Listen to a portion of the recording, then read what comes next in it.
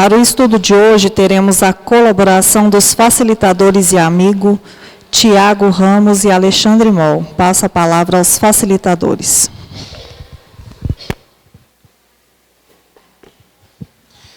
Boa noite. Boa noite, meu amigo Tiago. Estamos de volta, né? Com muito prazer. Nossos amigos internautas também, né? Um grande abraço a todos. A primeira pergunta que nos chega aqui é bem interessante. A pessoa coloca assim: estou conhecendo a doutrina espírita agora e gostaria de saber se mesmo após tentar melhorar minha conduta, ao desencarnar, passarei pelo umbral? Então, essa questão do umbral é uma questão assim, um pouco difícil de nós entendermos, porque acaba que cria-se um tabu, né?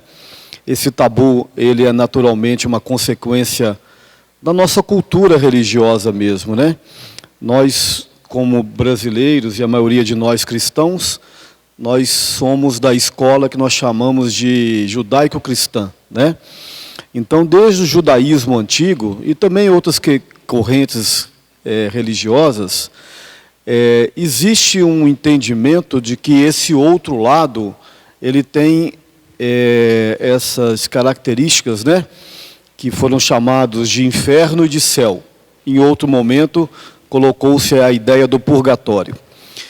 E, trazendo isso para a doutrina espírita, de certa forma, né, Tiago, a gente ainda traz um pouco desse ranço religioso e cultural, para dentro até mesmo da escola espírita, né? Porque é muito difícil você retirar isso do nosso histórico cultural e da nossa própria formação espiritual, né? Então a gente tem ainda essa ideia de que existem os lugares tenebrosos, existem os lugares melhores. A doutrina espírita, ela dá uma roupagem um pouco mais técnica, digamos assim, né? Tentando desvincular-se dessa questão religiosa, mas é quase que impossível.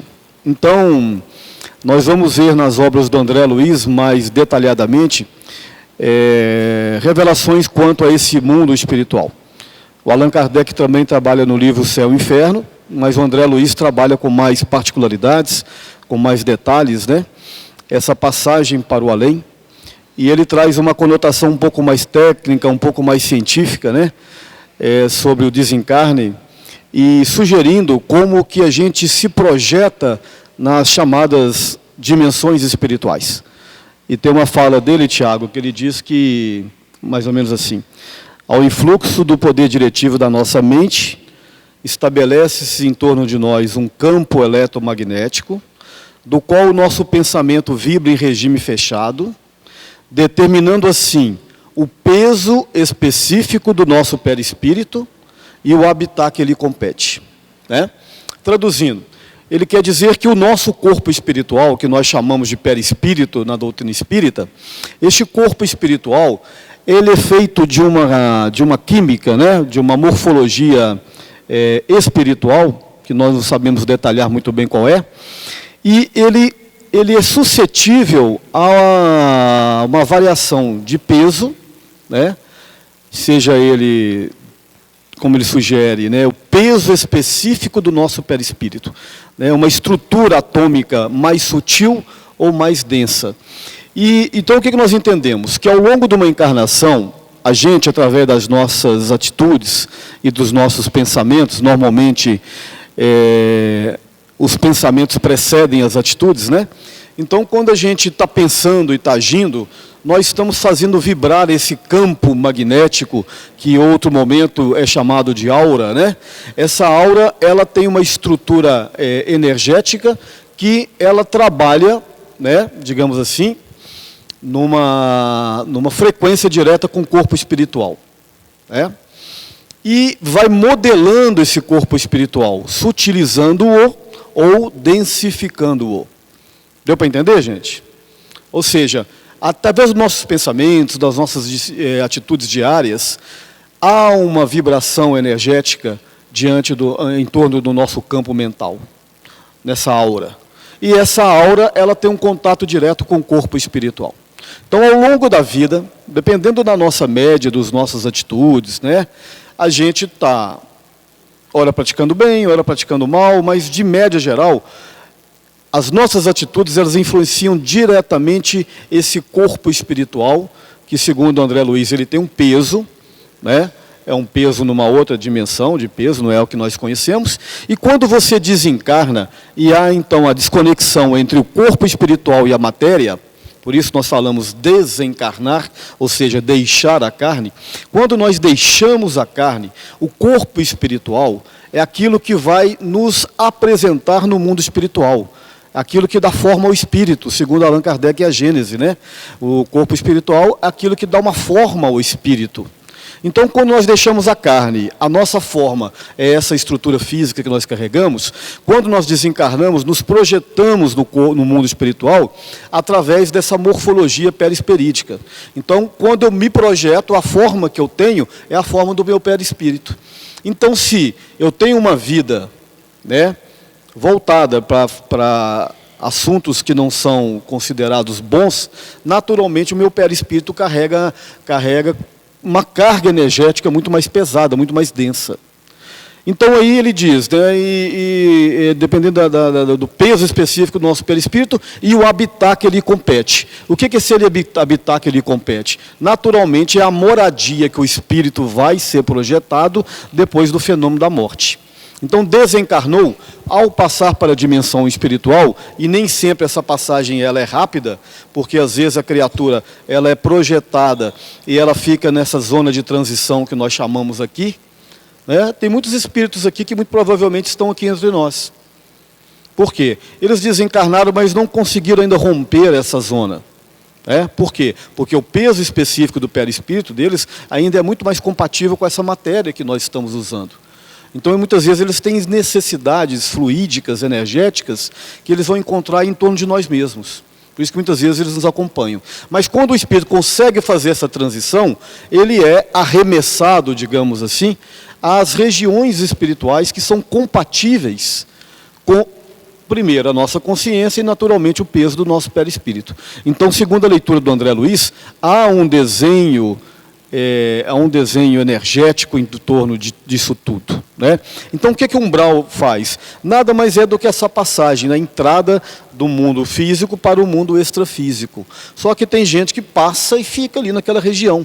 Por quê? Porque o corpo espiritual dele ainda tem necessidade daquelas regiões onde a carga energética é mais compatível com o pensamento dele e com a situação dele. Então, na teoria espírita, existem sim as dimensões espirituais, né? Parece até um modelo copiado dos judeus, né, e dos hebreus e das outras religiões, céu, inferno, purgatório, mas nós damos uma nova conotação, né? Nós chamamos de cidades espirituais, coronas espirituais, dimensões espirituais, e tem sim dimensões mais elevadas e dimensões menos elevadas. Então nós nos projetamos lá de acordo com a nossa condição mental e o peso do perispírito. E quando você pergunta aqui se mesmo você mudando a sua conduta, você vai passar por esse umbral? Vai, porque todos nós vamos passar. Mas, naturalmente, quando você muda essa conduta, como ela está sugerindo, para uma conduta melhor, essa passagem ela vai ser muito mais instantânea. Agora, aqueles irmãos aí que estão perdidos no crime, né, que se comprazem no crime, no ódio, né, no estupro, no assassinato, naturalmente eles vão ficar nessas regiões porque o campo energético que lhes compete, né, vai naturalmente colocá-los dentro de uma frequência em regiões inferiores que ele mesmo se projetou. Fica-se claro assim. Deu para entender, Tiago? Ficou complicado? Deu? Deu para entender muito bem, né? Gente, boa noite. Satisfação para a gente, né, poder retornar. Minha pergunta é um pouco mais simples do que a do Alexandre. Ao desencarnar, o corpo deixa o espírito ou o espírito deixa o corpo? É uma pergunta relativamente simples, né, mas interessante, que dá para a gente entender várias questões. É o espírito que precisa do corpo, Não é o corpo que precisa do espírito. É lógico que o espírito em contato com o corpo, o Kardec fala que o espírito em contato com a matéria, ele intelectualiza a matéria. Né? Mas é sempre o espírito que necessita do corpo, porque o corpo ele é um catalisador e ele é um potencializador do movimento evolutivo do espírito. Se a gente não entrasse no corpo, a gente demoraria muito mais tempo para compreender certas coisas, certas questões, que quando a gente passa pelo corpo, a gente aprende. Né? Eu costumo citar o exemplo da depressão, por exemplo. Um espírito com depressão, né? Tem. Um espírito que quer desistir de viver? Tem espírito que aparece na reunião mediúnica falando assim, não quero existir, não sei porque que Deus me criou. Então tem. Então, um espírito em depressão, para ele compreender o processo e sair dessa depressão fora do corpo físico, às vezes ele demoraria 400, 500 anos. E às vezes em 1, 2 existências, 80, 100 anos, ele consegue passar. Porque o corpo, pelo automatismo que o corpo animal nos dá, descarga hormonal, descarga de adrenalina, descarga de serotonina. O espírito não precisa dessa ordem para isso acontecer. Isso acontece naturalmente. Só do espírito entrar dentro do corpo, naturalmente ele ganha esses benefícios que o corpo dá para ele. Então, é o espírito que necessita do corpo. Então, quando o corpo já não consegue ser mais útil para o espírito o deixa. Então, não é o corpo que deixa o espírito, é o espírito que deixa o corpo quando o corpo já não é mais útil para o desenvolvimento, né, das atividades, das habilidades que o espírito tem que exercer. Então, esgotado o fluido vital, né, é o fluido vital que consegue animalizar essa matéria, né, que essa matéria é igual a essa matéria. Né, essa matéria é igual a essa matéria. Se você for decodificar isso aqui, você pega uma pontinha do meu cérebro, massa encefálica, e vai colocando no microscópio, vai fatiando. Lá no fim das contas você vai ter elétrons, prótons e nêutrons. Você pega isso aqui, vai fatiando, lá no fundo você vai ter elétrons, prótons e nêutrons. É a mesma matéria. Por que isso aqui não sai andando por aí? Uma não tem princípio inteligente e outra não tem fluido vital. Então, o fluido vital é que consegue dar essa animalidade para a matéria. Esgotado esse fluido vital, já não há mais vida no corpo, vida animal, o espírito larga, o espírito deixa. Aí dá para a gente entender uma coisa aqui. Morte é diferente de desencarnar. Dá para a gente entender um conceito. Desencarne e morte são 2 eventos diferentes. O corpo físico se esgotou, fluido vital. Morte encefálica, para a atividade elétrica do cérebro, para tudo, morte. Isso é morte, corpo biológico, morreu. Não necessariamente coincide com o desencarne. Às vezes o espírito ainda fica ligado no corpo físico, mesmo o corpo físico já tendo esgotado o seu fluido vital. Então, a gente pega uma obra do André Luiz, chamada Obreiros da Vida Eterna. A obra Obreiros da Vida Eterna é o seguinte: uma comissão de espíritos vai auxiliar no desencarne de 5 encarnados. 5 encarnados. É um trabalho, é uma equipe. Assim que nós não temos uma equipe ali de ginecologia, obstetrícia, que vai auxiliar a pessoa a reencarnar, existem equipes no mundo espiritual que auxiliam a desencarnar, o espírito sair do corpo. Então, o livro Obreiros da Vida Eterna é uma equipe atuando em 5 desencarnes diferentes. Aí tem um lá, aí são 5 pessoas. Um católico, um ateu, um espírita, dirigente espírita, um médium. Desses 5, qual que deu mais trabalho para sair do corpo? Qual deles que deu mais trabalho para desencarnar? O médium. Né? Porque o médium é o que sabe mais, passa a existência inteira em contato com o mundo espiritual. Se ele tiver uma reste de sentimento de culpa, ele tem medo de sair do corpo, porque ele tem medo de encontrar esse umbral na hora que ele sair da atividade terrestre. Então, na hora que está chegando o desencarne, ele fica com medo, ele fica agarrado no corpo. Então, lá tem o exemplo de um tal de Dimas, que é o que passa mais, o pessoal passa mais sufoco para poder retirar, fazer o desencarne dele. Às vezes demora horas, às vezes demora segundos, às vezes demora décadas, às vezes demora séculos. Às vezes demora séculos. Então, desencarne e morte são 2 eventos diferentes. Né? Então é fácil da gente compreender. É sempre o espírito que larga o corpo quando o corpo já não tem mais utilidade para ele. Pergunta simples. Essa simplicidade foi 10 minutos, né? Boa noite. Quando eu era adolescente, só conseguia fazer planos futuros da minha vida somente até os 30 anos. Sempre tive uma forte sensação, quase uma certeza íntima, de que iria morrer nos 30 anos. Quando chegou o ano do aniversário dessa idade, eu praticamente sabia que não teria o dia posterior. Mas aí eu acordei, os dias se sucederam, e após fui ressignificando e planejando a minha vida, nunca mais tive essa sensação. Poderia haver alguma explicação espiritual para isso? Olha, talvez até tenha, só que eu não sei qual que é, né? Porque essas questões assim de natureza pessoal, íntima, fica muito difícil para a gente até opinar, porque nós somos um universo íntimo muito complexo, né? Vocês imaginem que nós carregamos o histórico reencarnatório de várias experiências reencarnatórias. Esta existência, a gente traz também uma gama de acontecimentos, desde a gestação até a nossa fase infantil, juvenil. Então, tudo isso vai trazendo um corpo psicológico, né, bastante complexo.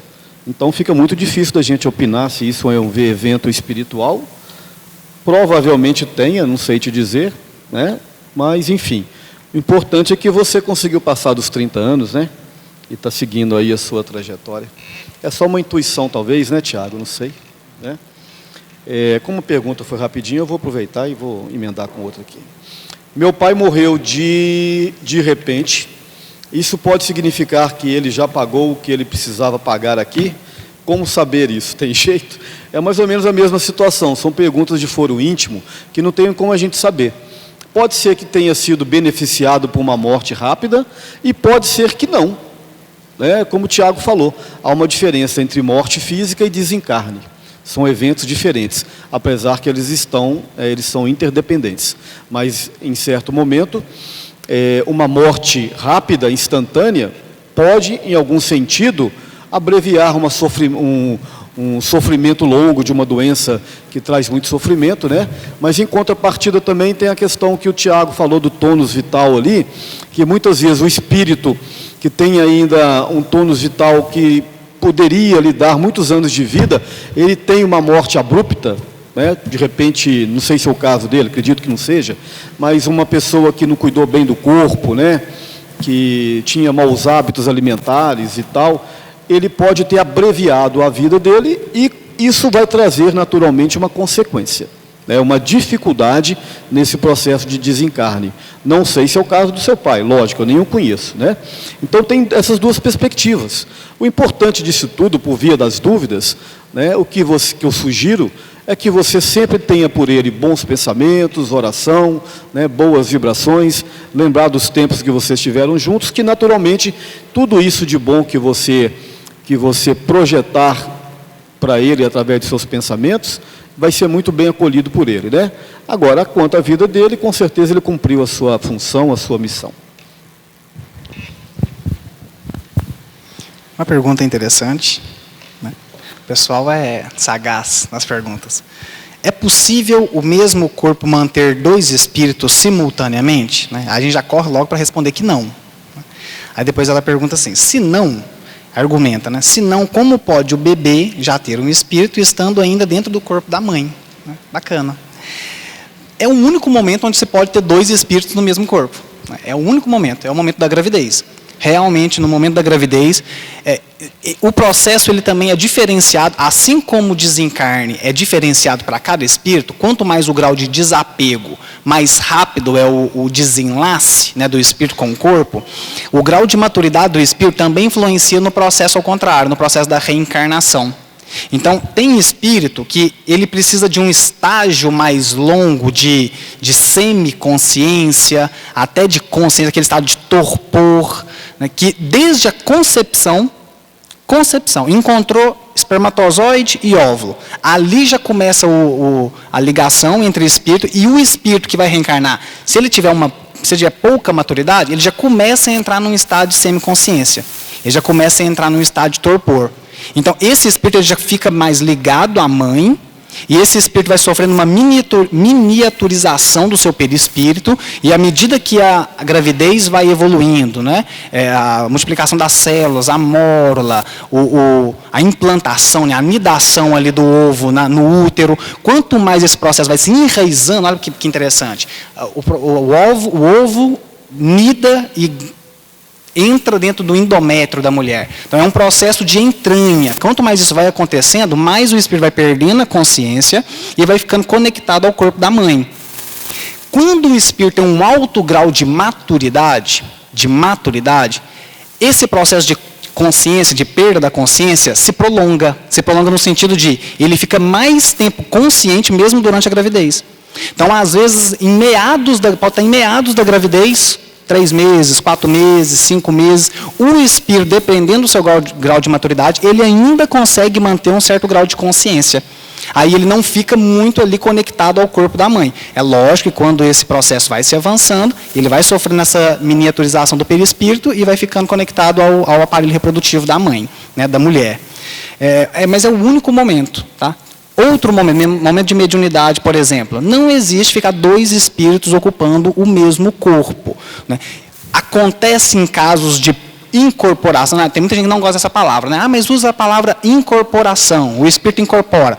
Tem muita gente que não gosta dessa palavra. Kardec utilizava essa palavra, sem problema nenhum com ela. Kardec utilizava a palavra incorporação. Tem muita gente que tem problema com a palavra possessão. Kardec utilizava a palavra possessão. No Livro dos Espíritos, ele troca ela pela palavra subjugação, porque ele acha que possessão tem muito a ver com a questão demoníaca. Depois vai passando, ele vai evoluindo, ele vai observando mais casos. Lá em 68, quando ele lança a Gênese, ele volta. Na verdade, 68 não, 67, 66, na Revista Espírita ele já fala isso. Ele retorna a utilizar a palavra possessão, porque ele fala que é a melhor palavra que revela o que acontece naquele processo. Realmente é como se, ele coloca dessa forma, é como se o espírito entrasse no corpo da pessoa. Só que é claro, o médium aqui no caso, o perispírito, se afasta para o perispírito do espírito poder dar a comunicação. Tá? Então não existe no sentido estrito da palavra, né, isso de você ter 2 espíritos no mesmo corpo. Na gravidez isso vai acontecer durante um pequeno momento, né, mas é somente um espírito que vai manifestar. Tanto que há tanto uma imbrincação de psiquismo durante a gravidez, que você tem culturas hoje, né, você pega uma tese de doutorado de uma mulher chamada Eleanor Cruzes. Tese de doutorado, Eleanor Cruzes. A tese de doutorado dela só tem mais ou menos umas 1000 páginas. Né? Quem quiser, Google, Eleanor Cruzes, Eleanor Luzes, na verdade. A gente vai ver a tese de doutorado dela, onde ela vem buscar em várias culturas a influência que o espírito reencarnante tem na mãe. Então, por exemplo, durante a gravidez, a mulher ela pode ter sonhos com o bebê, com sinais, marcas de nascença. Ela pode ter sonhos do espírito que vai reencarnar, falando como que ele vai ser, assim, assim, assim, assado. Aí depois que nasce, realmente vai ver que tem aquela marca de nascença que o espírito em sonho falou para ela, porque os psiquismos já começam a se embrenhar, os psiquismos já começam a se misturar, justamente porque o espírito já está conectado ali ao corpo da mulher.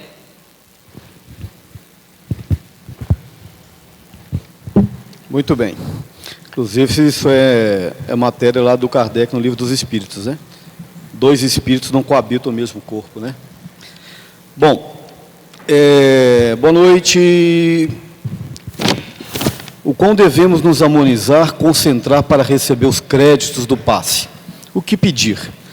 A manifestação será auxiliada? Sempre tem um sentimento de vômito. Obrigado. Bom, a questão do vômito eu já não sei, né?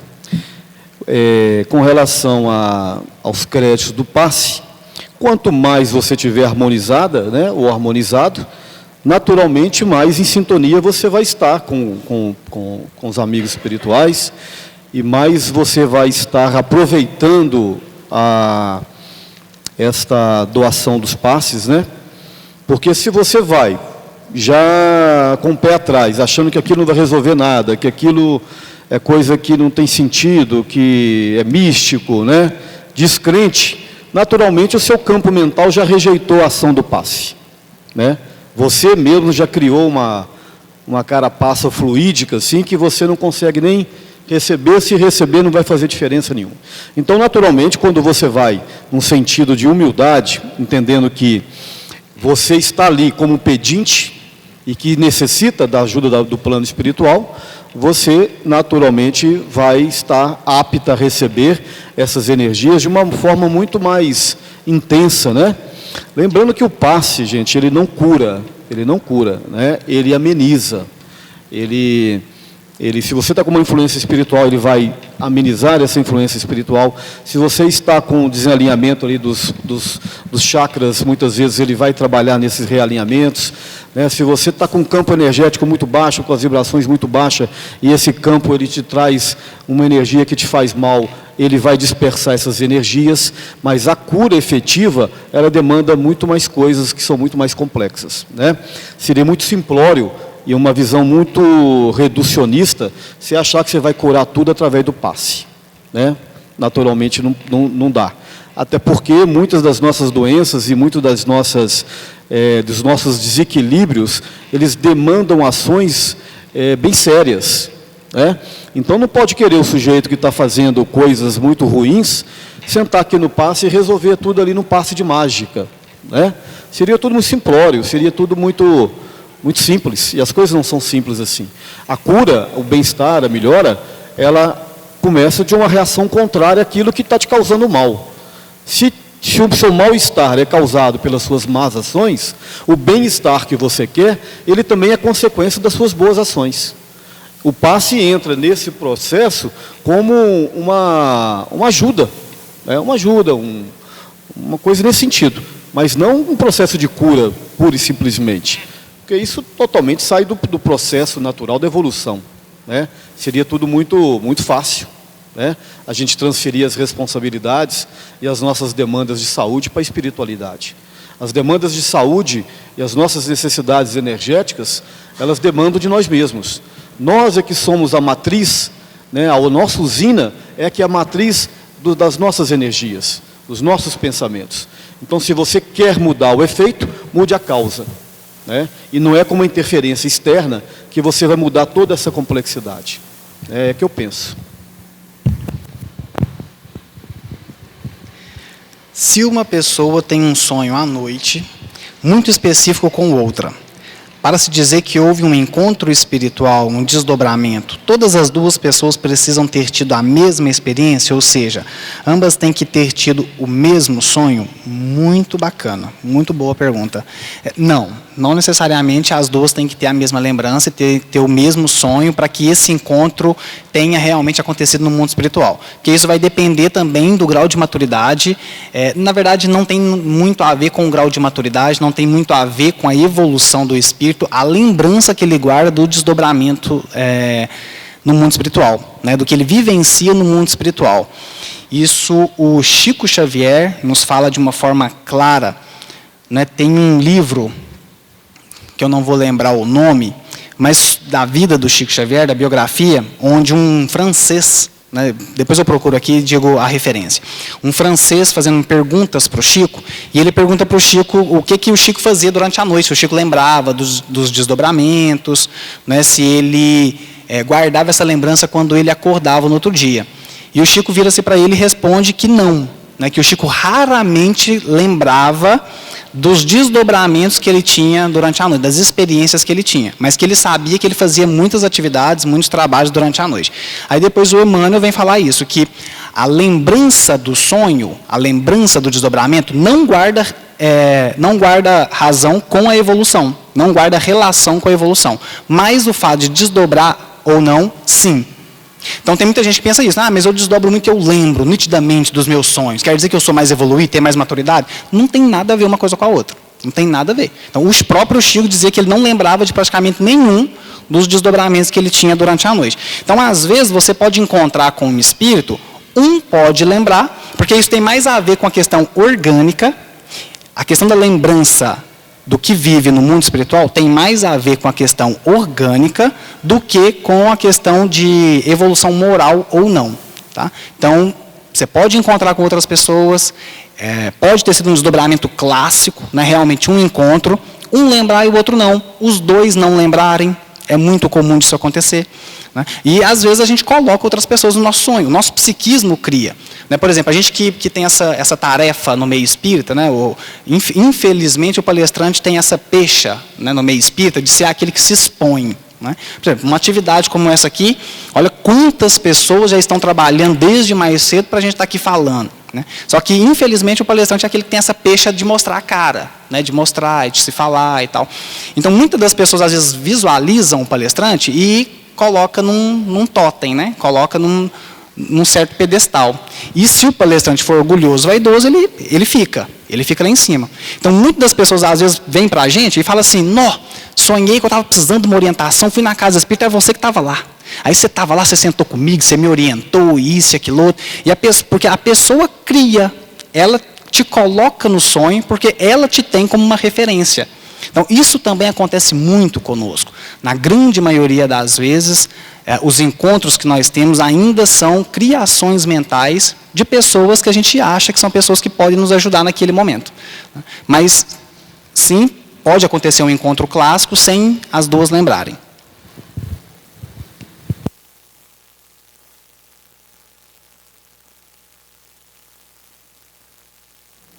Muito bem. Os benefícios do passe. Os benefícios do passe são sempre para a própria pessoa que o recebe, ou eu posso receber o passe e naquele momento mentalizar um amigo, familiar que esteja doente.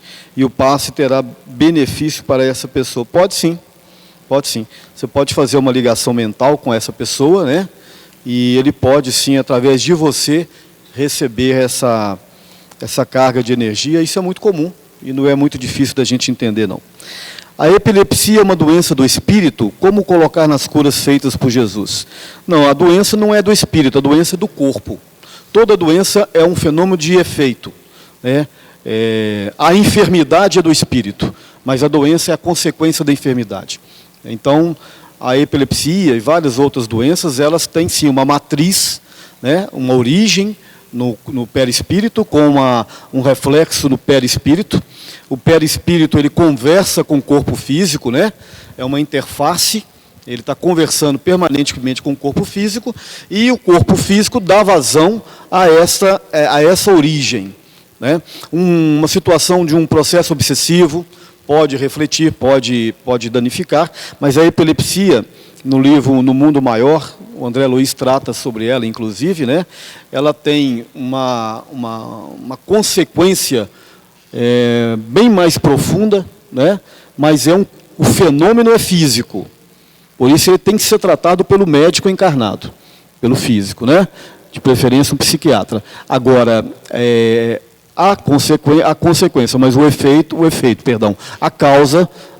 a matriz da enfermidade na maioria das doenças, está no corpo espiritual e na mente. É que o André Luiz chama de predisposições mórbidas.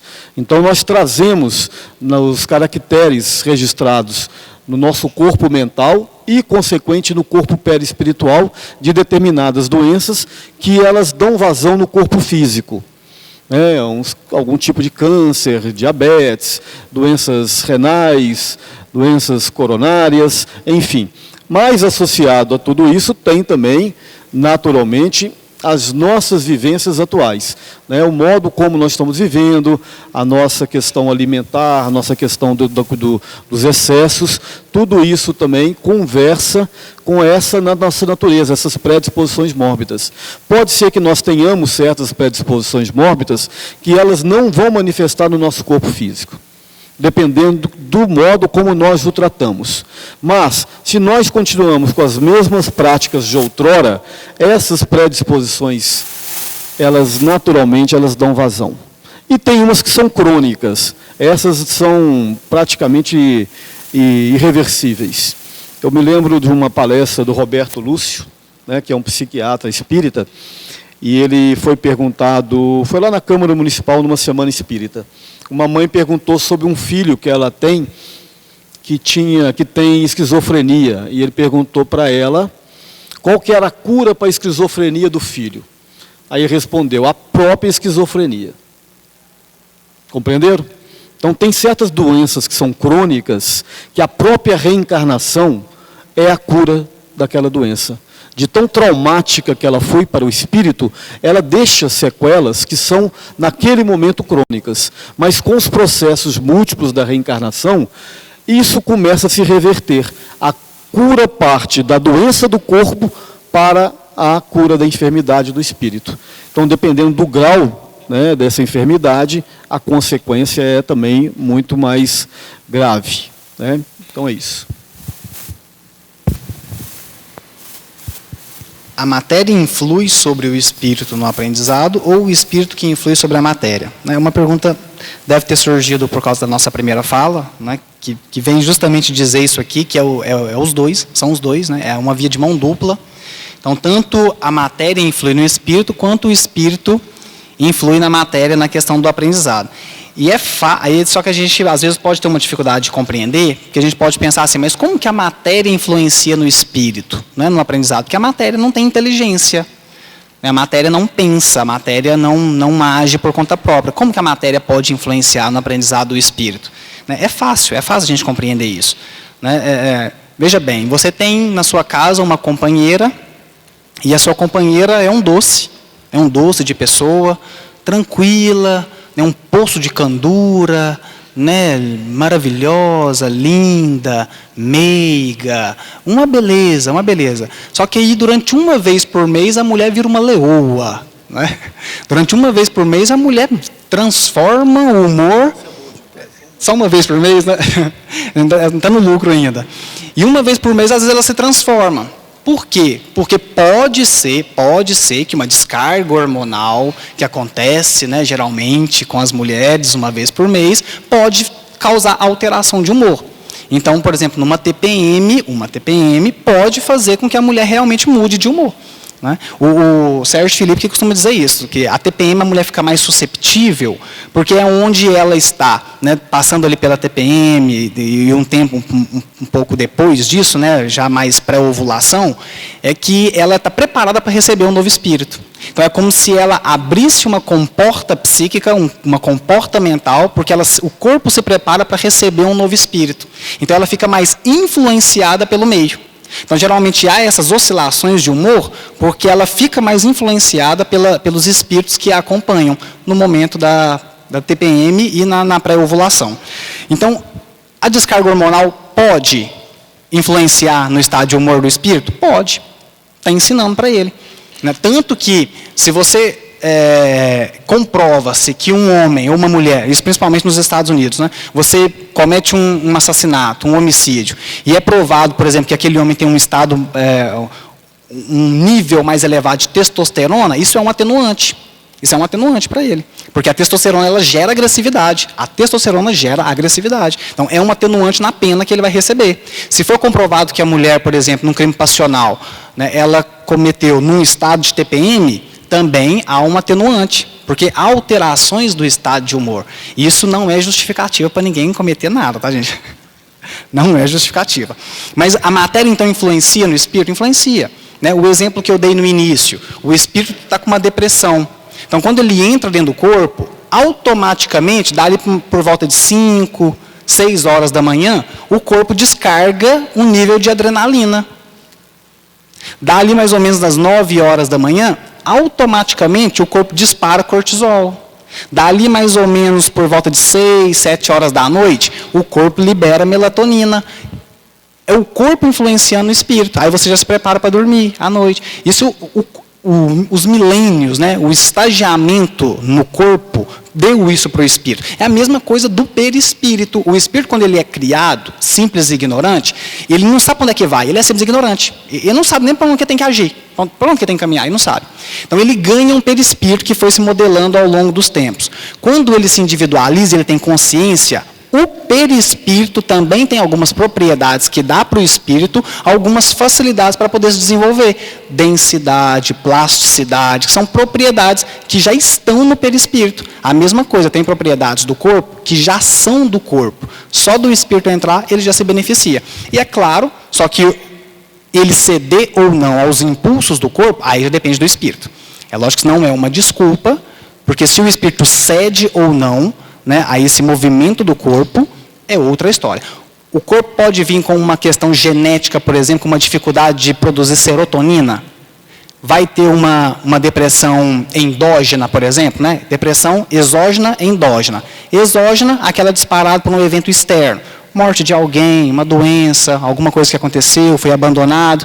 E a endógena é aquilo que o corpo tem deficiência de produção de serotonina. Então, às vezes, o corpo já tem essa predisposição genética. Mas se o espírito é um espírito bacana, bem, tem um bom humor, ele não passa pelo processo de depressão. Agora, se ele tem uma tendência para o isolamento, para a tristeza, com certeza ele vai passar por uma depressão. Aí ele precisa de um medicamento. Né? Muitas vezes nós espiritualistas temos um pouco de resistência com medicação. Tá? É necessário. Em grande parte dos casos, é necessário. Porque ele precisa de receber essa serotonina artificial. Então, você vai lá tomar uma fluoxetina da vida, né? Você vai tomar uma sertralina da vida, que vai fazer com que essa serotonina aumente. Tá? É necessário. Às vezes é necessário. Então, é um processo de via dupla aqui. Mas sempre quem comanda, sempre quem tem a última palavra, sempre quem toma a última decisão é o espírito. Sobre esse assunto ainda, Tiago, lá no livro dos Espíritos, né, nos chamados prolegômenos, né, ali na introdução, prolegômenos quer dizer as coisas que são ditas antes, é uma sinopse, né?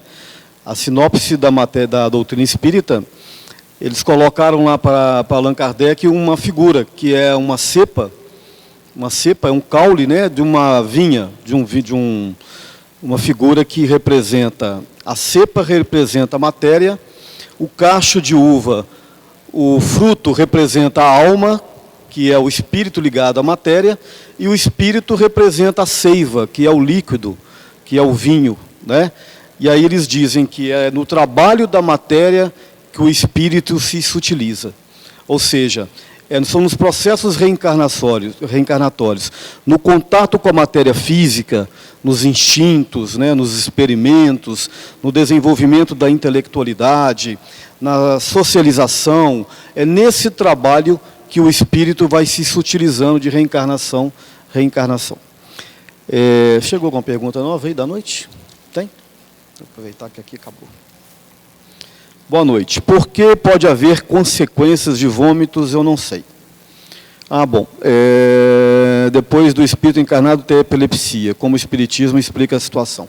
Eu não sei responder. Se você souber, depois você responde. Se já reencarnamos várias e várias vezes, Deus criou um número de almas limitadas? Não. A gente não pode ter uma visão reducionista da criação, não, né? A Terra é apenas um pontinho, né, de poeira na existência cósmica. Então, segundo a teoria espírita, né, segundo o que nós acreditamos, o processo de criação dos espíritos, ou do princípio inteligente do universo, né, ele é contínuo e permanente. E esses princípios inteligentes, eles estagiam das matérias menores, transitando pelo reino mineral, vegetal, animal, até adentrar o reino hominal, e trabalhando no reino hominal, ele se projeta ao chamado reino angelical. Então, esse processo todo é um processo longo, né? E ele é interminável, tanto para os espíritos, quanto para os mundos que são criados e destruídos. Então, dentro da perspectiva espírita, nós entendemos que esse processo da criação ele é permanente, né? E como acreditamos que o universo ele é infinito, né? E se condiz infinito, a gente já se perde até na compreensão. Então, existem infinitos números de mundos, infinitos números de espíritos. Então, isso tudo é muito contínuo, né? É muito complicado a gente entender isso, né? É muito complexo. Até na questão 10 do Livro dos Espíritos, eles perguntam se é permitido ao homem adentrar na essência divina, né? Aí eles respondem assim a Kardec: não, falta-lhes um sentido. né? Então, esse sentido, que é o sentido da espiritualidade plena, né, da moral plena e da cognição plena, está muito longe ainda da gente entender. Mas se a gente não consegue entender os aspectos mais intrigantes, a gente consegue entender esse aspecto mais mecânico, né, essa engenharia mais mecânica desses processos múltiplos da criação e do desenvolvimento do espírito. Só um adendo nessa questão dos vômitos. Pode haver vômitos ou ânsia, né, depois de o espírito encarnado ter a epilepsia, no caso ter a convulsão, né, eu vou entender dessa forma. A epilepsia é a doença, resultado, os ataques convulsivos, né, as crises convulsivas. Como o espiritismo explica essa situação? Na verdade, a explicação ela é mais orgânica, né? Ela fica mais no campo da fisiologia, da fisiopatologia, do que na questão espiritual em si. Também há uma questão espiritual. Na questão fisiológica, a questão da pessoa ter a convulsão, o processo convulsivo é o quê? É um disparo desordenado de sinapses elétricas, né? Então, a pessoa tem as sinapses, aquilo dá uma desordenada, ele é como se ele entrasse numa arritmia dos processos de sinapses elétricas no cérebro. Então, nesse momento, ele tem, aí as convulsões, existem as formas, né, a tônico-clônica, a parcial, a total, existem vários tipos de convulsão. Tem convulsão que a pessoa não perde a consciência, tem convulsão que ela apenas treme a mão, tem convulsão que a pessoa é aquela clássica, né, que ela cai no chão, que ela entra em cialorré, que ela perde a consciência. Então, depende da convulsão. Tem convulsões, existe ali um processo de constrição do corpo, né? Existe um processo ali de constrição de toda a musculatura. Nesse processo de constrição da musculatura, pode ser que haja uma constrição também do trato gastrointestinal. E na hora que essa constrição, que o estômago pode entrar em constrições mesmo, né? Em espasmos, pode haver o vômito, ou a ânsia do vômito. Na questão da espiritualidade, né? Na explicação espiritual, um início de uma explicação, é isso que o Alexandre falou, não tem tanta explicação em si, mas um início de explicação o André Luiz dá no livro Nos Domínios da Mediunidade. Então, quem quiser aprofundar, nos Domínios da Mediunidade, vai ter um caso lá de um camarada chamado Pedro. É uma psicofonia sonambúlica desequilibrada. Aí, nesse processo, quando o espírito chega do lado da pessoa encarnada e começa a dar uma manifestação, né, no caso, querendo influenciar negativamente, o médium, no caso o Pedro, ele entra em convulsão. Aí ele começa a ter os ataques convulsivos, porque ele está sendo obsidiado. Aí quando ele retorna, ele também existe um pouco dessa ânsia e dessa vontade de vomitar. Por quê? Porque um dos tratos, né, ou dos centros de força que os espíritos que querem nos prejudicar mais atacam, mais influenciam, são dois: centro de força gástrico e centro de força genésico, que são os dois que nos colocam mais terra a terra.